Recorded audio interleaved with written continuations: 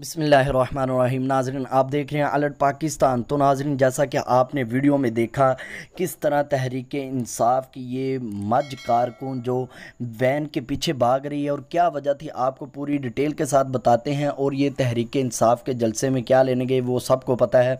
तो नाज़रीन, जैसा कि आप जानते हैं तहरीक लब्बैक या रसूल अल्लाह पर इन ज़ालमों ने किस तरह के जुल्म किए। मैं एक ट्विटर पे देख रहा था, एक मशहूर आंटी जिसका इमरान खान ने शुक्रिया अदा किया, उसने इमरान खान की हमायत की, उसकी कुर्सी की हमायत की।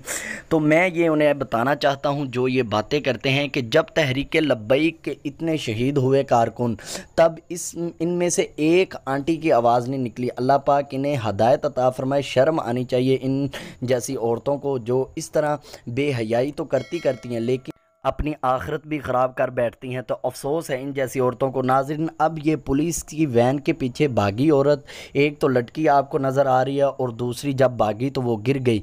अब देखें इसका वजूद देखें, और ये भाग सकती है और ये तहरीक इंसाफ के जलसे में गई हुई है अपनी फैमिली के साथ। शर्म आनी चाहिए। जब फैमिली के साथ जाएंगी तो तब यही हाल होगा ना।